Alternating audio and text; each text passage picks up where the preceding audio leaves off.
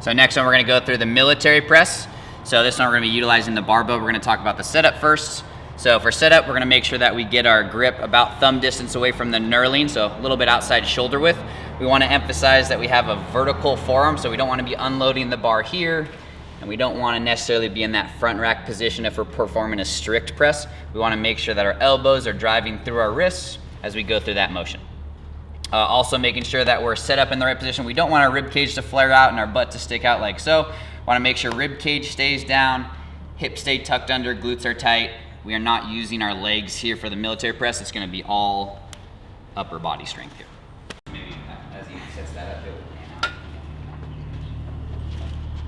pan out.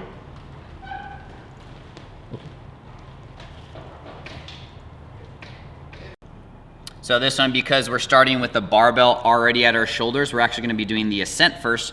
So for the ascent portion, after he's performed his setup, when we ascent the bar, we're gonna keep the bar as close as we can to our face as we press up, pressing up. As I get closer to that lockout, I am going to finish with my biceps next to my ears for this position, making sure that as I go through that motion, I am not compensating by arching the back, letting the rib cage flare, still maintaining the rib cage and glutes staying tight as we get to that overhead position.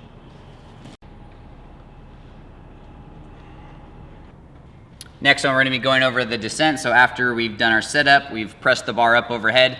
The descent is pretty much gonna be the same thing as the ascent. We're just gonna be reversing it. So still maintaining that posture with the rib cage down, hips tucked under. As I bring that bar down, keeping it close to the face, those elbows are gonna shoot out in front of the bar to get back to that vertical position. And then we're right back to the start of our ascent. As he's going through it, the bar path, you're gonna notice that bar is gonna travel over his heels at the lockout, and then it's gonna be over the balls of his feet, arch of his foot, as he comes to that bottom position or that front racked position. So once we've gone through our setup, our ascent, our descent, and our bar path, last one's gonna be our safety protocols for the military press.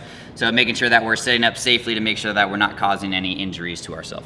All right, so we're gonna go through safety protocols for the military press. So we're gonna use these arms right here. So these are gonna be our safety bars. We're gonna rotate up and then pull out, figure out what setting we need to have it at. Once we get back in, we're gonna lock it in, make sure it's locked in there tight. We want this to be a little bit higher than our shoulder height, so that way it's not getting in the way of our actual military press.